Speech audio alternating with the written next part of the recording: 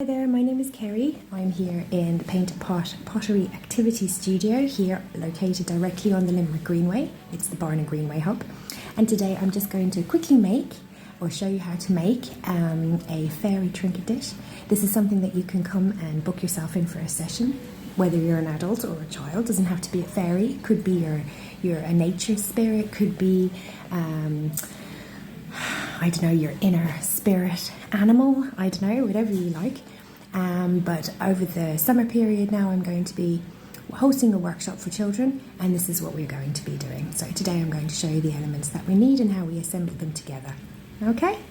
So here I have the elements. I've already made the trinket dish. We just used rolled a piece out, cut around a dish and stuck a sausage around it. Okay? And now I am assembling my shapes. So I have a circle for the head, I have a square part for the body, right?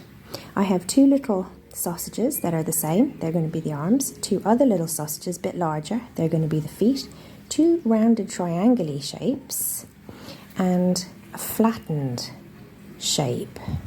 Doesn't necessarily have to be a perfect circle, but something like that will do. So I'm going to show you now how to assemble it, and then we're going to put the little fairy here. Air drying clay is very different to the traditional clay and its methods and how we assemble, how we stick things together so that it's going to be functional. For an example, when I say functional, I mean when you're sticking a handle onto a mug, it definitely has to be stuck well, because it doesn't just have to stick to the mug, it also has to carry the weight. So the way that we stick things in pottery is we use this wet clay. Some people use water, a lot of potters have their own methods. I like to make sure that when I'm sticking something, it's going to be very stuck. So I use this, which is slip, and I use this scratching tool, which is called a scratching tool. So, taking our rounded ball, which is going to be the head, I'm going to stick it to the body. So in order to do that, I know that I'm going to stick it here. So here I scratch, and I'm going to scratch where I'm going to stick the head as well. It's kind of like Velcro. You want the two scratch portions to go together. So on one side here, I usually find one side is enough. I stick in a load, I use a load of this wet slip, and then I stick them together. And I give them a little bit of a push around like that. Make sure that she's definitely not going to lose her head, because, well, being a fairy, she might be flighty, but she needs to have her head screwed on. So we're going to continue with this method by sticking on the little, maybe the legs. Thinking about where we're going to put the little legs and the little feet, and how we're going to then assemble her little arms. Remember, every time you want to stick something on, you have to use the scratch and stick method. So what I like to do before I stick everything together is just put them together and see. These are the triangle bits. So the larger sausages are going to be her little legs, and I just give a little tweak to make the feet, and I decide how I want her arms to be, what kind of expression. And then these little triangle bits are going to be the wings, which I like the look of. It's hard to do it. I need to get one of those cameras that attach to your head or something. I don't know. This is a bit spontaneous today. I just thought I'd make it. So there will be the wings, and we'll stick them on right. You might want to make a different shape. Now this flat bit, I'm sure you were wondering what it was going to be, but this is going to be her hair, and we will use the scratchy thing to give it a bit of a hair texture. So I'm going to assemble all these together with my scratch and my slip method, and I'll come back to you now to show you what she's going to look like, and then we'll put her on her little dish. Bearing in mind the dish doesn't have to be round. Could be a leaf, could be a flower, could be anything you like, could be a toadstool. All up to yourself, all up to your own imagination. It doesn't have to be a fairy either. It could be a little spirit, a little nature spirit. So maybe she has leaf-shaped elements or flowers in her hair or something like that. Again, up to yourself.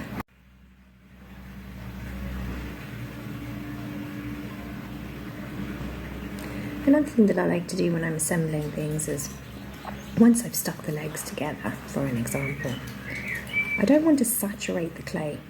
The clay, you see, it's not air drying clay, it is real clay, and it has its own natural life qualities.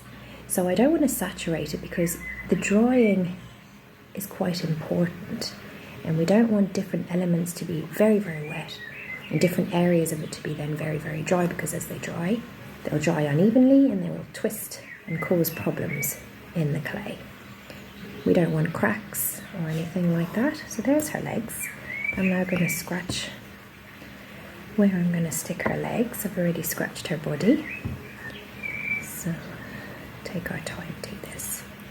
It's very mindful practice, and a lot of people like to use air drying clay, but it's just, I know it's more expensive and it's difficult to get hold of a kiln or something like that, but you know, real clay has very different properties.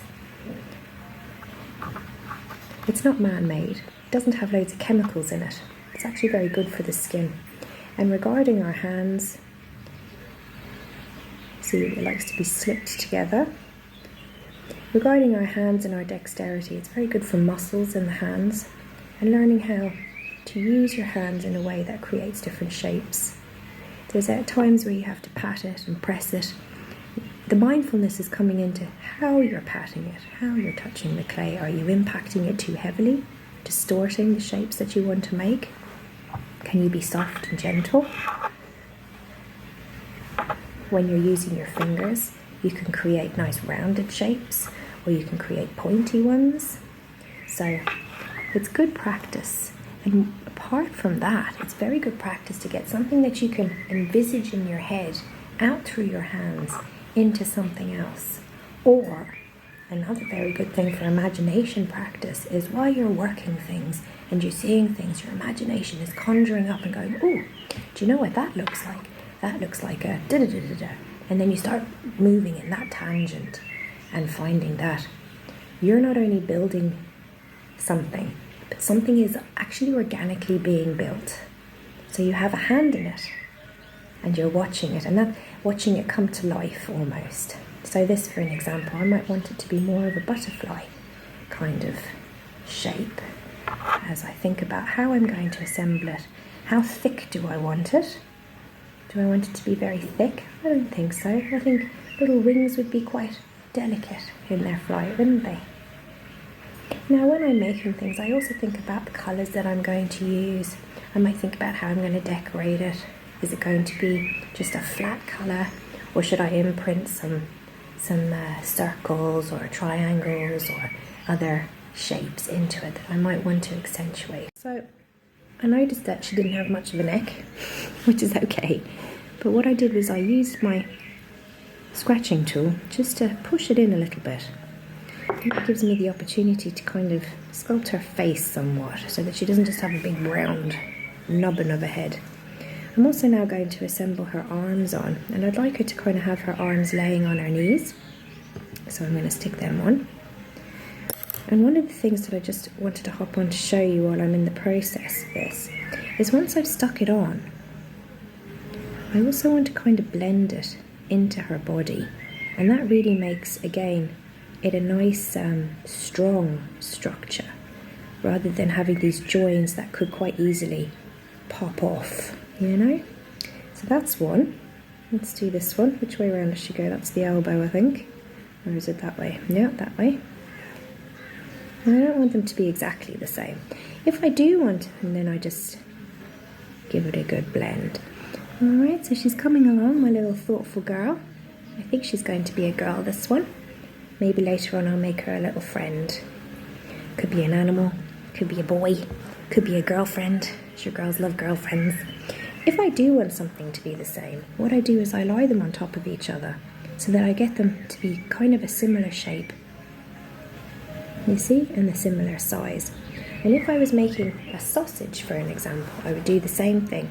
I would roll it, I'd cut it, and then I'd put them together like this, and then I would cut them so that they would be the same size. That's how I did the legs and how I did the arms. So I'm going to think now about assembling my wings. I want them here. Remember, I usually put things first. I quite like that her head just tilted to the side there when I did that. I think that's nice. I'm going to keep that. So now I'm going to stick on her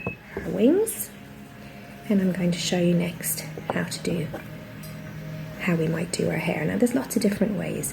I have a garlic crusher, which is lots of fun. When you put the clay in it all and squeeze it, it all comes out like little worms, and that's a nice way of making some hair. But on this occasion I'm going to use this flat piece as I showed you already. So I'm just putting on her wingies, and then I'm going to blend them. Here we go. So she's coming along, my little thoughtful girl.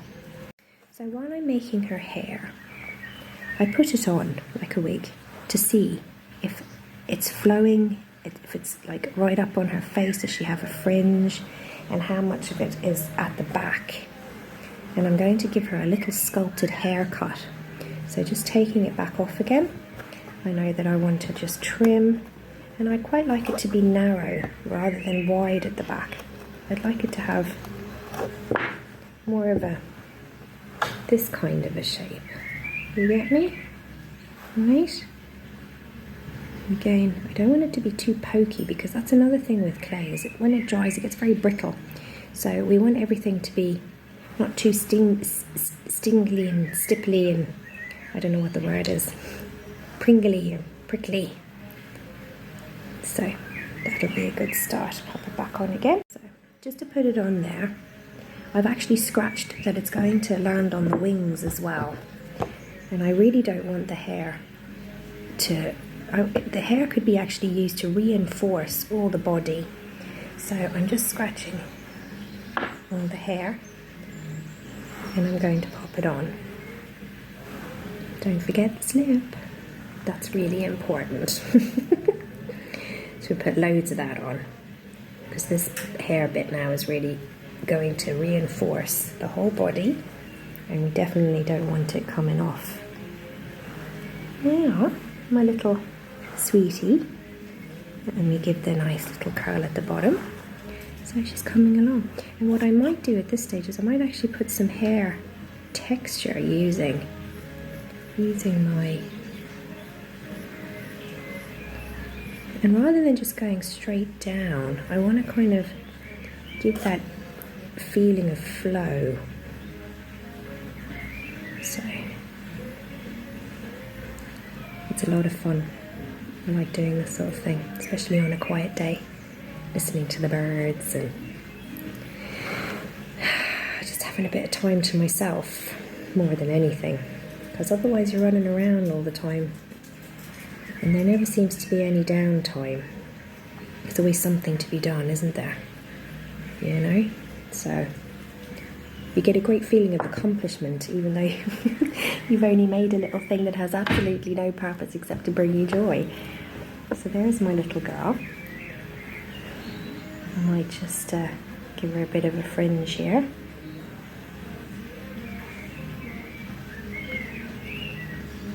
So rather than brushing her hair, I'm brushing in her hair. Now she doesn't really have a parting, so I might make it look like she has a parting.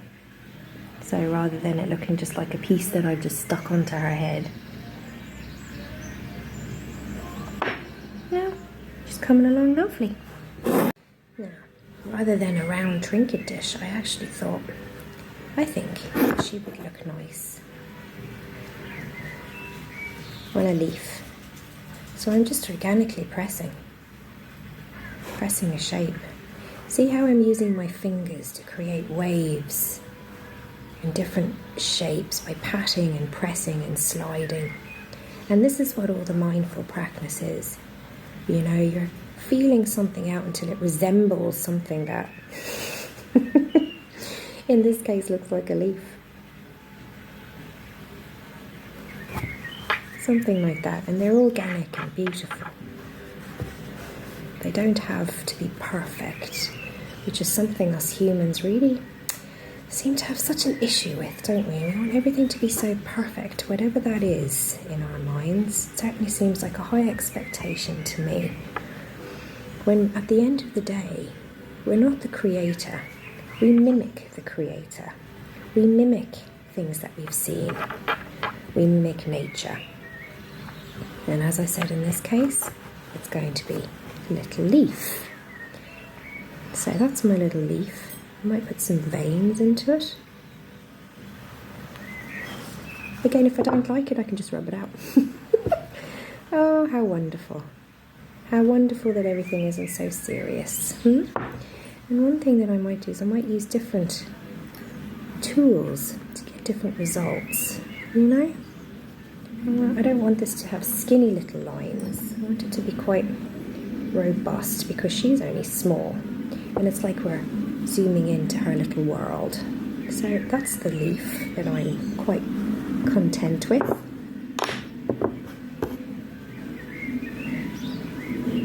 Yes, I like this much better than just a plain round trinket dish, but this is just for me.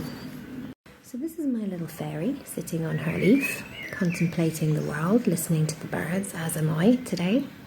And thank you for joining me for this tutorial. And you are very welcome to book yourself into the Painted Pot to make yourself a little fairy, or spirit animal, or your pet, or a mug, or anything that you darn well like. Could be a spoon holder, could be something practical, could be something impractical and just brings you joy. So wherever you are, whatever you're doing, whether anybody's on your side or whether they're not that day, just enjoy your time while we're here. We're not here for a long time, so we better make it a good time. Take care, my friends. If you want to book in a session or you want to visit the Painted Pot, it is located, as I said, directly on the Greenway. There's lots to do here. There's a playground, there's a cafe upstairs, and of course there's pottery, there's bike hire. There's a whole pile to do. Loads of parking. Bring your puppies, bring your dogs. Loads to do here. So you can visit my website, www.thepaintedpot.ie, or you can visit my Instagram page, which is The Painted Pot Studio. And see all the cool things that we're doing and all the lovely people that come by. Okay, take care, my friends. See you again.